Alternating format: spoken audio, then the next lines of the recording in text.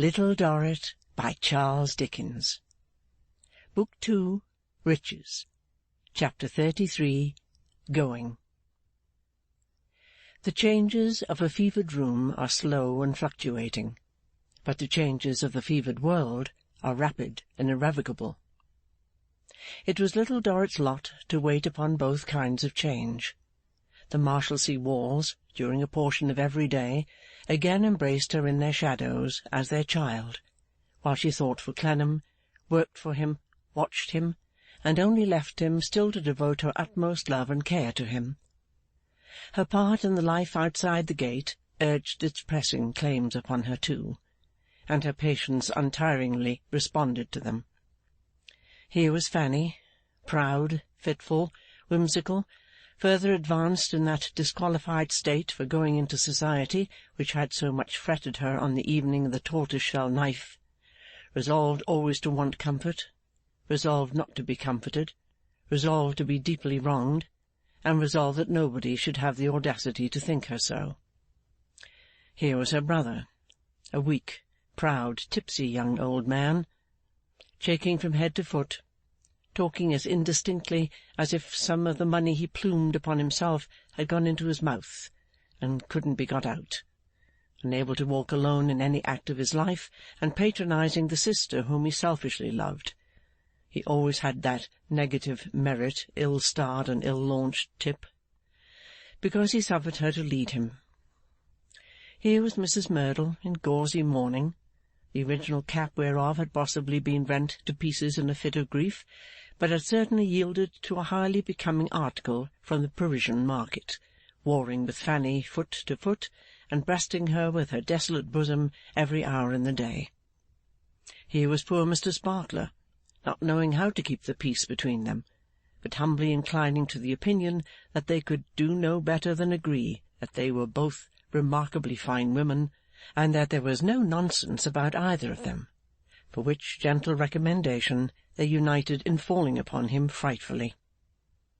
Then, too, here was Mrs. General, got home from foreign parts, sending a prune and a prism by post every other day, demanding a new testimonial by way of recommendation to some vacant appointment or other, of which remarkable gentlewoman it may be finally observed that there surely never was a gentlewoman of whose transcendent fitness for any vacant appointment on the face of this earth so many people were, as the warmth of her testimonials evinced, so perfectly satisfied, or who were so very unfortunate in having a large circle of ardent and distinguished admirers who never themselves happened to want her in any capacity.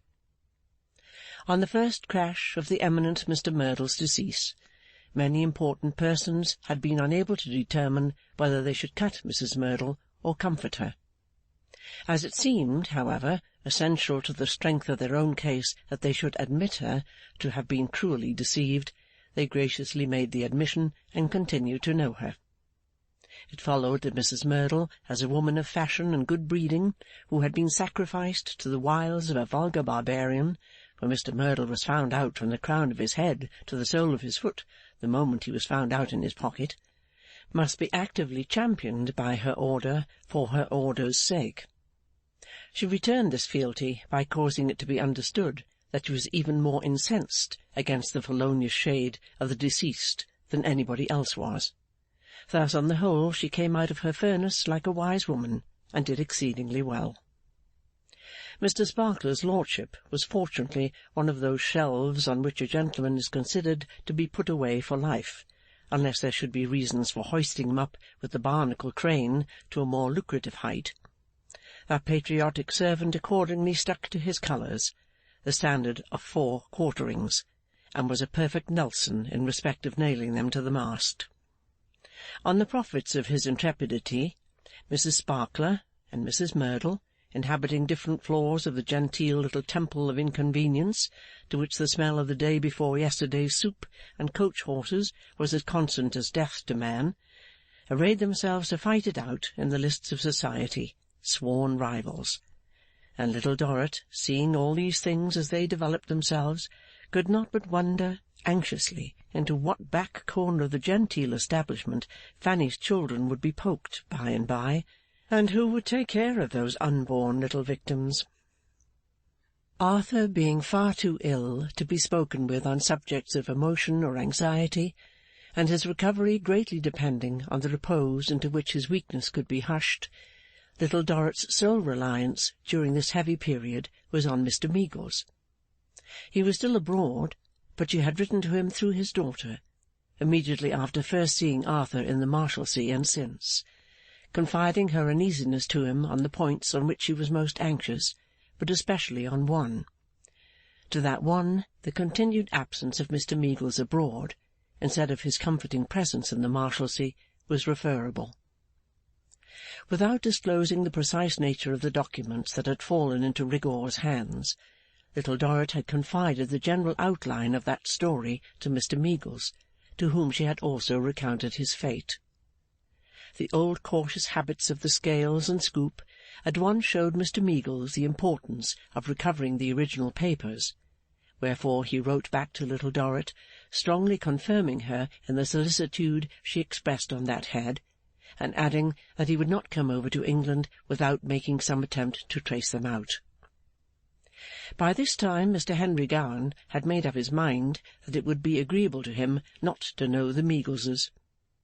He was so considerate as to lay no injunctions on his wife in that particular, but he mentioned to Mr. Meagles that personally they did not appear to him to get on together, and that he thought it would be a good thing if, politely and without any scene or anything of that sort, they agreed that they were the best fellows in the world, but were best apart. Poor Mr. Meagles, who was already sensible that he did not advance his daughter's happiness by being constantly slighted in her presence, said, "Good Henry, you are my pet husband. You have displaced me in the course of nature, if you wish it. Good." This arrangement involved the contingent advantage, which perhaps Henry Gowan had not foreseen, that both Mr. and Mrs. Meagles were more liberal than before to their daughter, when their communication was only with her and her young child, and that his high spirit found itself better provided with money, without being under the degrading necessity of knowing whence it came. Mr. Meagles, at such a period, naturally seized an occupation with great ardour.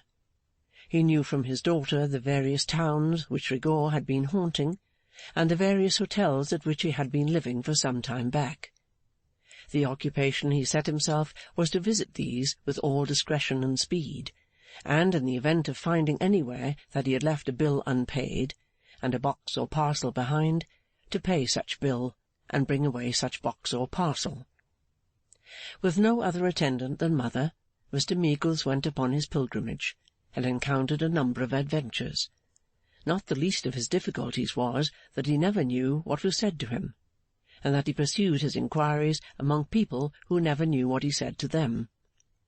Still, with an unshaken confidence that the English tongue was somehow the mother tongue of the whole world, only the people were too stupid to know it, Mr. Meagles harangued innkeepers in the most voluble manner, entered into loud explanations of the most complicated sort, and utterly renounced replies in the native language of the respondents on the ground that they were all bosh.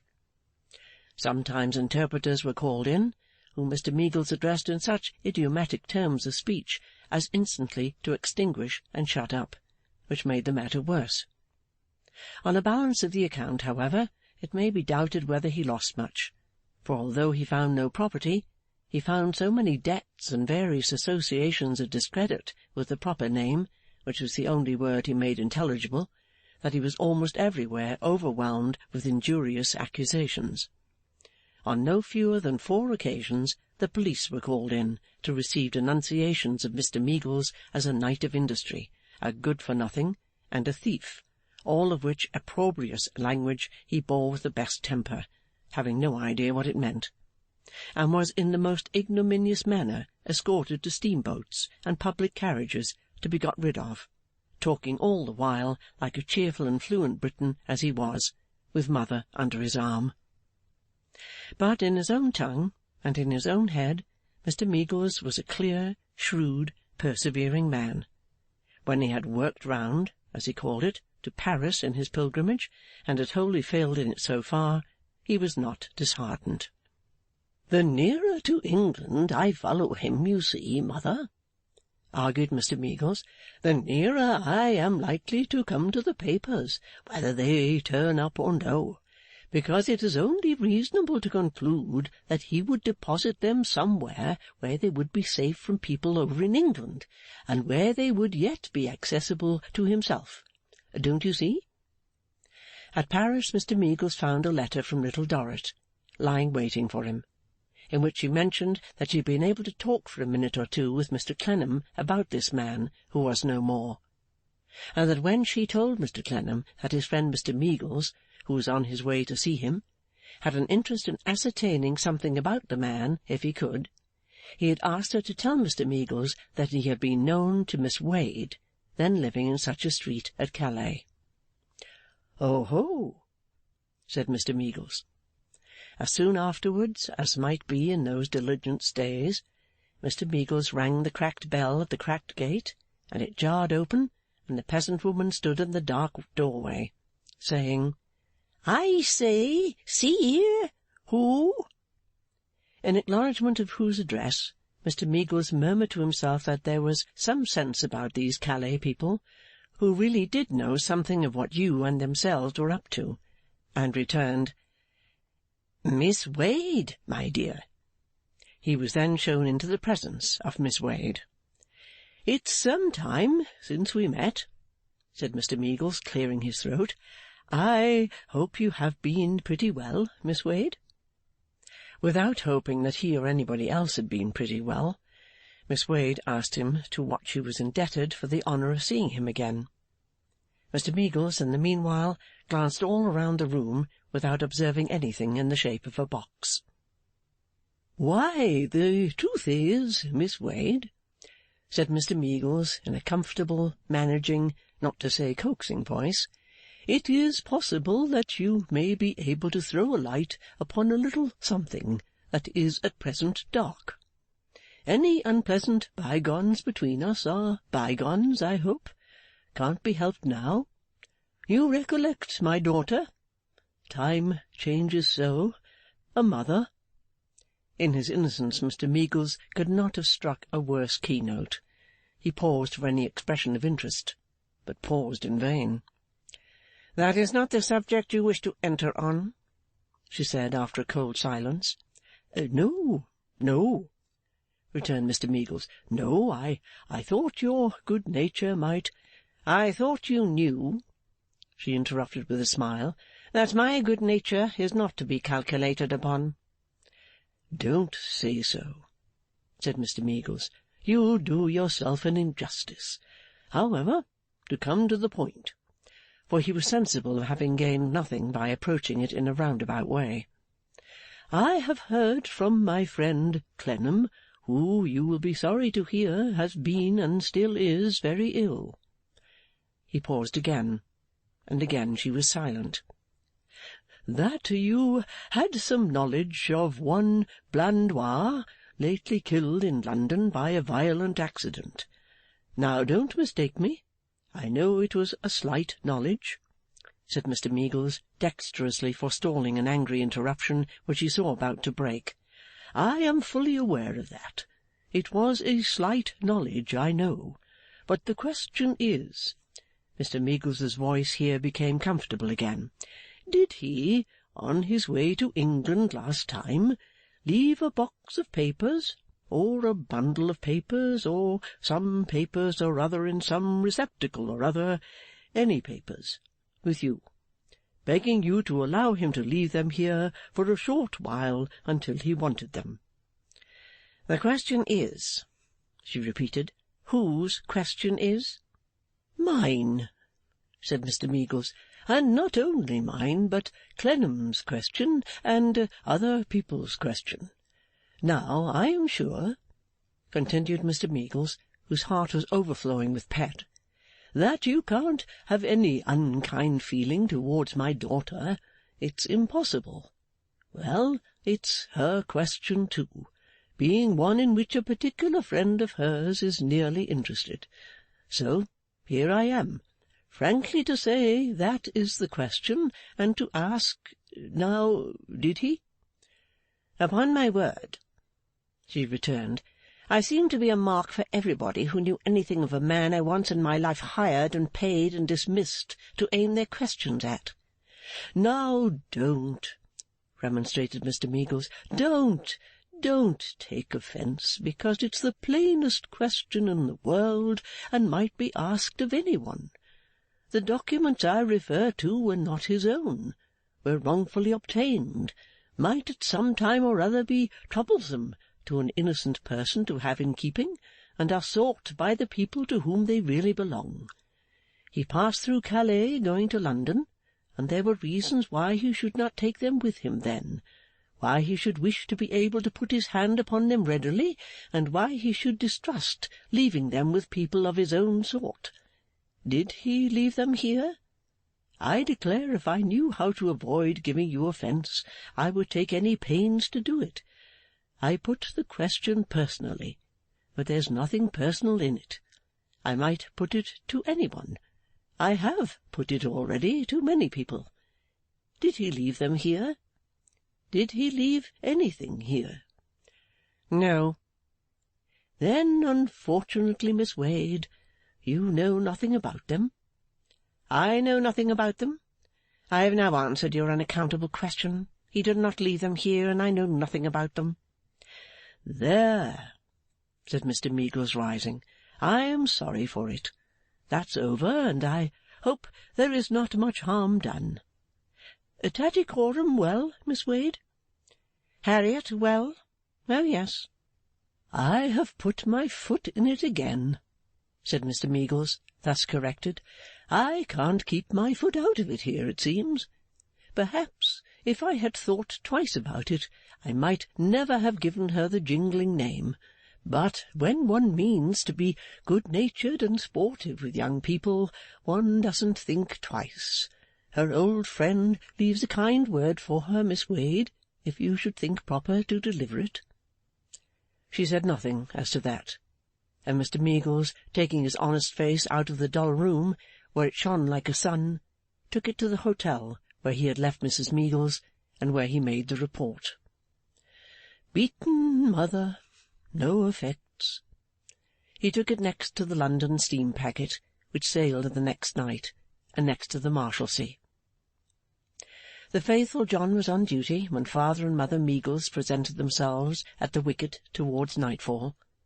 Miss Dorrit was not there then, he said, but she had been there in the morning, and invariably came in the evening.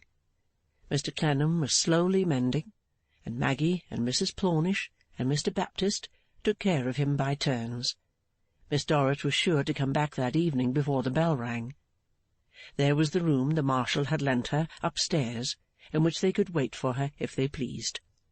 Mistrustful that it might be hazardous to Arthur to see him without preparation, Mr Meagles accepted the offer, and they were left shut up in the room, looking down through its barred window into the jail.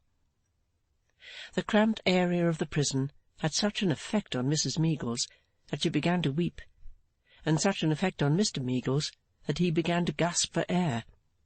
He was walking up and down the room, panting and making himself worse by laboriously fanning himself with her handkerchief, when he turned towards the opening door. "Eh? Good gracious!" said Mr Meagles. "This is not Miss Dorrit. Why, mother, look! Tattycoram!" No other. And in Tattycoram's arms was an iron box some 2 feet square. Such a box had Affery Flintwinch seen, in the first of her dreams, going out of the old house in the dead of the night, under Double's arm. This Tattycoram put on the ground at her old master's feet. This Tattycoram fell on her knees by, and beat her hands upon, crying half in exultation and half in despair, half in laughter and half in tears. "Pardon me, dear master. Take me back, dear mistress. Here it is." "Tatty!" exclaimed Mr Meagles. "What you wanted," said Tattycoram. "Here it is. I was put in the next room not to see you. I heard you ask her about it. I heard her say she hadn't got it. I was there when he left it, and I took it at bedtime and brought it away. Here it is." "Why, my girl," cried Mr Meagles, more breathless than before, "how did you come over?" "I came over in the boat with you. I was sitting wrapped up at the other end. When you took a coach at the wharf, I took another coach and followed you here. She never would have given it up after what you'd said to her about its being wanted. She would sooner have sunk it in the sea or burnt it. But here it is." The glow and rapture that the girl was in with her. Here it is. She never wanted it to be left, I must say that for her. But he left it, and I knew well that after what you said, and after her denying it, she never would have given it up. But here it is. Dear master, dear mistress, take me back again, and give me back the dear old name. Let this intercede for me. Here it is." Father and Mother Meagles never deserved their names better than when they took the headstrong foundling girl into their protection again. "Oh, I've been so wretched," cried Tattycoram, weeping much more. "Always so unhappy and so repentant. I was afraid of her from the first time I saw her. I knew she had got a power over me through understanding what was bad in me so well. It was a madness in me, and she could raise it whenever she liked. I used to think, when I got into that state, that people were all against me because of my first beginning, and the kinder they were to me, the worse fault I found in them. I made it out that they triumphed above me, and they wanted to make me envy them, when I even knew then, that they never thought of such a thing.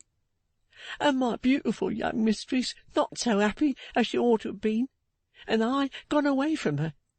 Such a brute and a wretch as she must think me. But you'll say a word to her for me, and ask her to be as forgiving as you two are, for I'm not as bad as I was," pleaded Tattycoram. "I'm bad enough, but not so bad as I was indeed. I have had Miss Wade before me all this time, as if it was my own self grown ripe turning everything the wrong way, and twisting all good into evil. I have had her before me all this time, finding no pleasure in anything but keeping me as miserable, suspicious, and tormenting as herself. Not that she had much to do that," cried Tattycoram, in a closing great burst of distress, "for I was as bad could be. I only mean to say that, after what I have gone through, I hope I shall never be quite so bad again, and that I shall get better by very slow degrees. I'll try very hard. I won't stop at 25, sir. I'll count 2500, 25,000. Another opening of the door, and Tattycoram subsided, and Little Dorrit came in, and Mr Meagles with pride and joy produced the box, and her gentle face was lighted up with grateful happiness and joy. The secret was safe now. She could keep her own part of it from him. He should never know of her loss. In time to come he should know all that was of import to himself, but he should never know what concerned her only. That was all past, all forgiven, all forgotten. "Now, my dear Miss Dorrit," said Mr Meagles, "I am a man of business, or at least was, and I am going to take my measures promptly in that character. Had I better see Arthur to-night?" "I think not to-night. I will go to his room and ascertain how he is, but I think it will be better not to see him to-night." "I am much of your opinion, my dear," said Mr Meagles, "and therefore I have not been any nearer to him than this dismal room. And I shall probably not see him for some little time to come. But I'll explain what I mean when you come back." She left the room. Mr Meagles, looking through the bars of the window, saw her pass out of the lodge below him into the prison yard. He said gently, "Tattycoram, come to me a moment, my good girl?" She went up to the window. "You see that young lady who was here just now, that little, quiet, fragile figure passing along there, Tatty? Look. The people stand out of the way to let her go by. The men see the poor shabby fellows pull off their hats to her quite politely, and now she glides in at that doorway. See her, Tattycoram?" "Yes, sir." "I have heard tell, Tatty, that she was once regularly called the child of this place. She was born here, and lived here many years. I can't breathe here. A doleful place to be born and bred in, Tattycoram." "Yes, indeed, sir." If she had constantly thought of herself, and settled with herself that everybody visited this place upon her, turned it against her, and cast it at her, she would have led an irritable and probably an useless existence. Yet I have heard tell, Tattycoram, that her young life has been one of active resignation, goodness, and noble service. Shall I tell you what I consider those eyes of hers that were here just now to have always looked at to get that expression?